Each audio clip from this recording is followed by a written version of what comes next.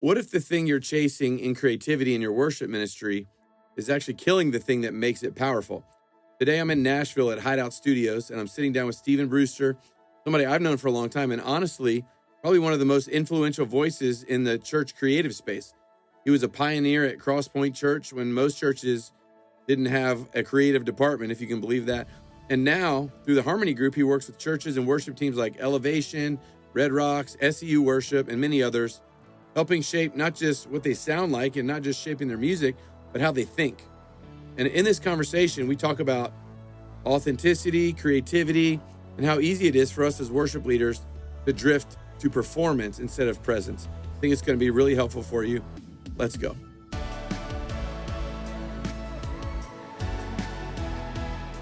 All right, Stephen Brewster, full name. Whoa, official government name. Stephen Brewster. Most people call you Brewster. Man, That's thank correct. you for coming on the Worship Online podcast. Man, it's my pleasure. Yeah, so excited you're here. I think I look at your journey that I've known you for a while now in the church world, in the creative space, and I see you as kind of maybe like a Yoda to creative church world. Oh, that's kind. You know, I think it's interesting because you talk to somebody and you're like, do you know Stephen Brewster? Like, oh yeah, man, that guy's so great. You know, a lot of people say that. They lie. And but I look at, you were, when I first met you, you were the creative pastor or whatever at Crosspoint Church. Crosspoint, yep. And at the time where you were involved with that, there wasn't really like a creative department at a church. Yeah. So I think in a lot of ways you were a pioneer for what does creativity look like in a church. Now it's a standard, but what do you feel like, I don't know, maybe has shifted over the last 20 something years since you got into that world? Yeah, a great question. I mean, I think like anything that's healthy, it's always evolving. Mhm. And so like creativity in church today is so different. Like, I think that maybe unintentionally we like over created, and there's a better balance now where it's a more authentic, more true type of creativity. Whereas we were just figuring it out, like, and so like anything, you hopefully build on the past and then learn how to like, oh, okay, this is actually the better place. This is the more settled place. And so I think it's in a much better place. And I think that the way people are connecting to God today is different than it was then. And so there's not as much of a need for it, there's not as much of a need for it in the way that we did it. Yeah. I think there's always a need for creativity because anytime you can tell the story in a unique way, and it can connect to somebody, that's very beneficial. And so, yeah, I think I've not thought of that question before, but I think that's how I would probably answer it in short form. Yeah, I think what that helps me realize is I think you're really a builder. I mean, you were building at Crosspoint, then you're building other things. You built a Harmony Group, and we'll talk about that. But what do you think? What does it take to look at something and to build something that doesn't exist? Yeah, I mean, well, it like anything else creative, it starts with a problem, right? What do we need, or what's broken, or what's missing? And when you find that, then you can kind of identify if it's actual or if it's aspirational, right? And if it's actual, then you can actually build something. And if it's aspirational, then it's probably gonna not develop to the fullest that it needs to be. And so, I think I'm not very good at many things, but one of the things that I think God's given me a gift in is seeing the problem and then applying creativity to figure out a solution. And so that's, at Crosspoint, that's what most people don't know is before Crosspoint, I actually worked at another church, and there wasn't even such a thing as creative pastors back then. I was the marketing director at the church. And you did Integrity Music too, right? I went from that church to Integrity. Okay. And so, yeah, it was just figuring out what's the problem and then how do we fill it, and trusting God that He's going to show up, because most of the things are way too big to try to figure out on your own anyway. So. Yeah. Well, I think now it's more of not an afterthought. In terms of, we got to do something super creative. It's more of an afterthought, right? It's just what happens. Now most churches have some sort of creative department, right? There's at the very least a graphic design volunteer, Right. right? All the way up to like, I was the central creative pastor at our church, right? So we had multiple campuses and we're developing series and events and themes and all this stuff. What challenges come with it just becoming like, oh yeah, it's just something we do? Well, I think it becomes imitation, not creation, right? I think the reason that I don't think every church should have a creative department, actually. Some churches don't need it. And I think a lot of times social media has tricked us into believing we need these things because all of our pastors' buddies have them. And the reality is maybe that's not what's right for your church. Maybe that's not authentic and true to your congregation or your organization or the culture and DNA of who you guys are, or regionally who you are.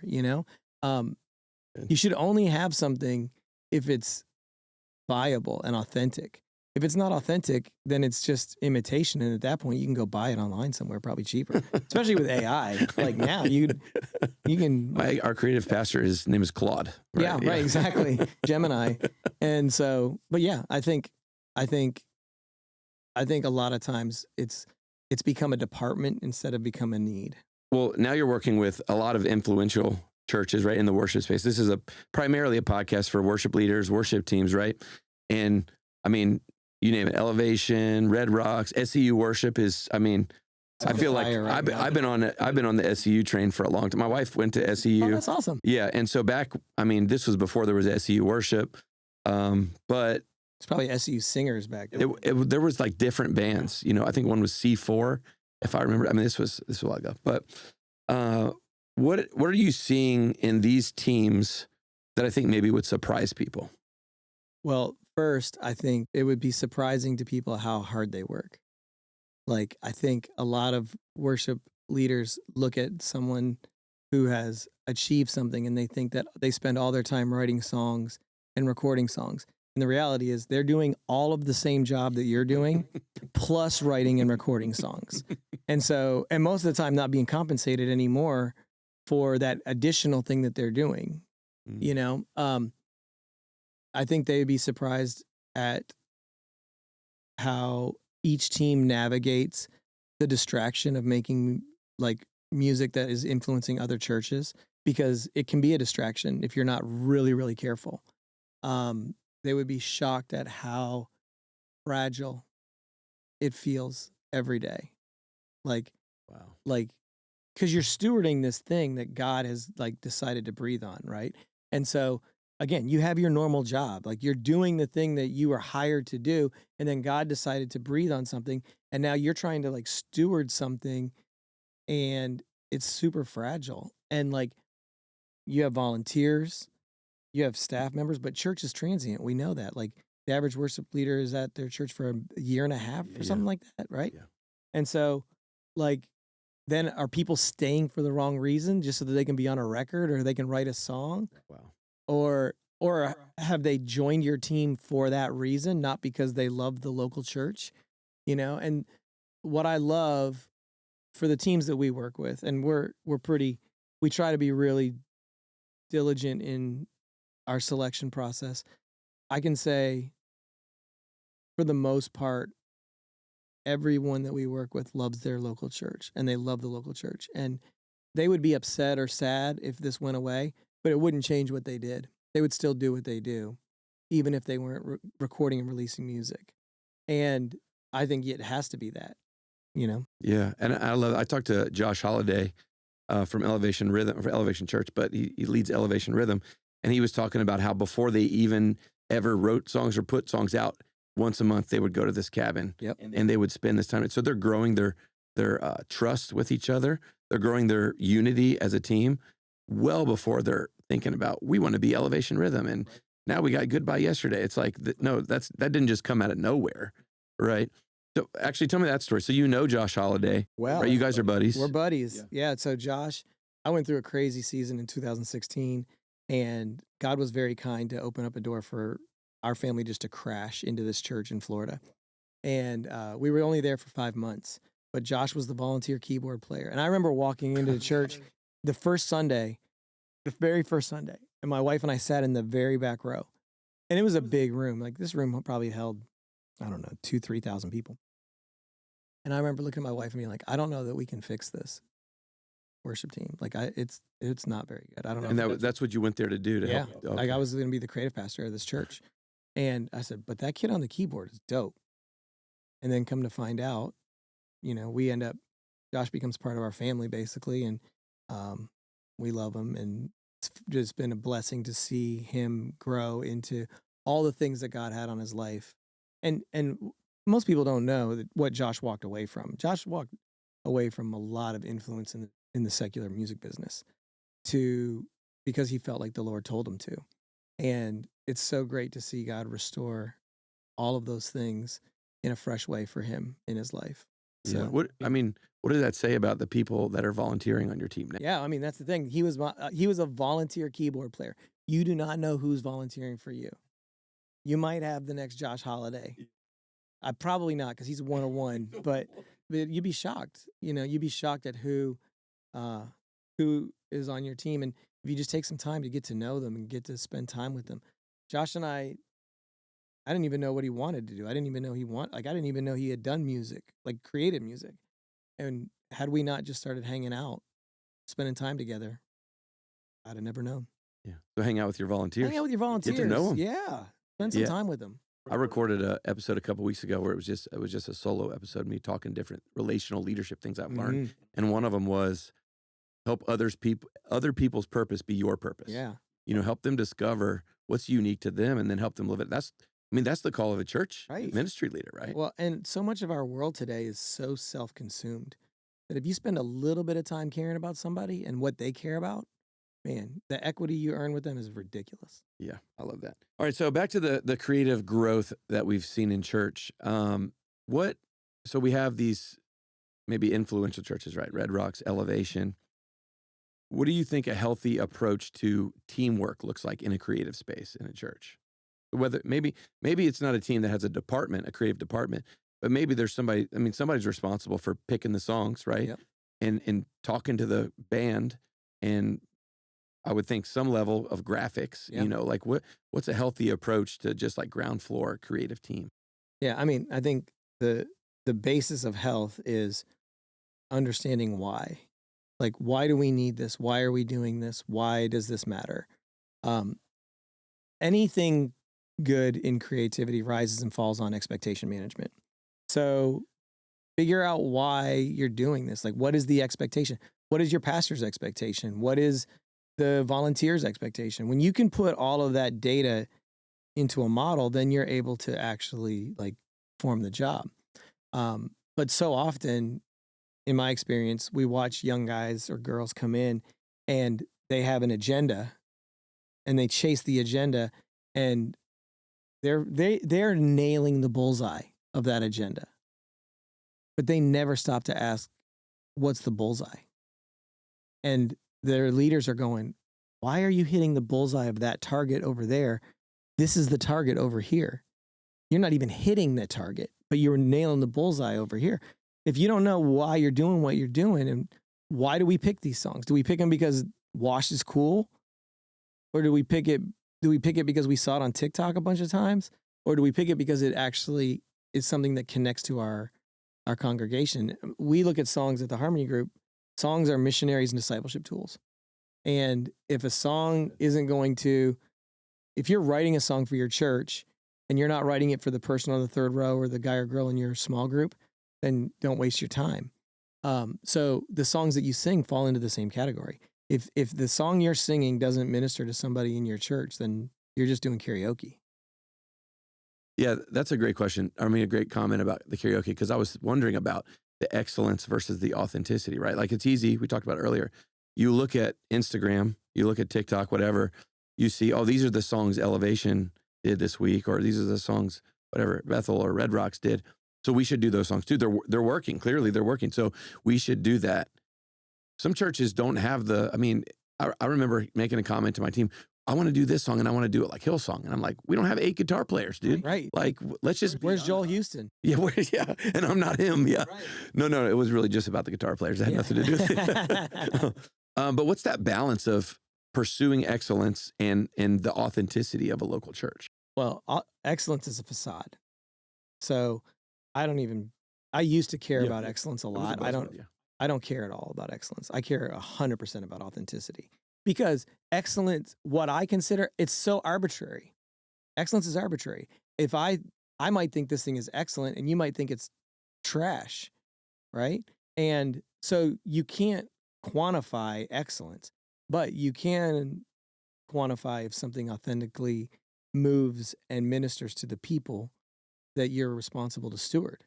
And so lean into the authenticity.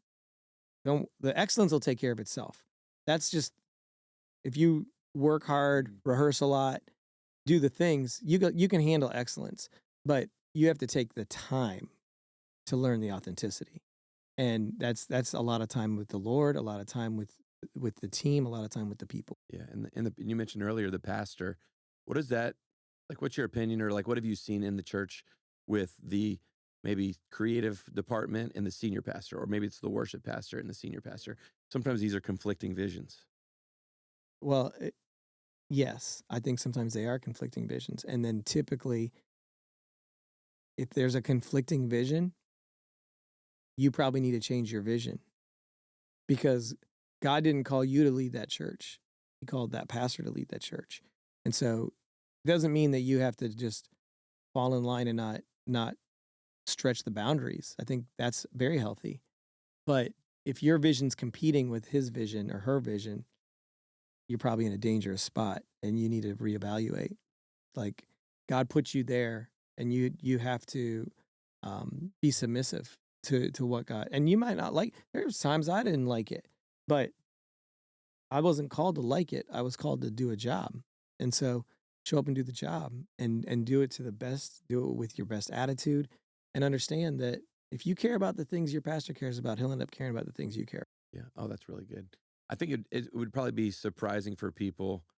Maybe not surprising. It would be interesting for people to look at teams like Elevation Worship, right, and Red Rocks. They didn't set out to be Elevation Worship, the church where everybody's singing their songs all the time.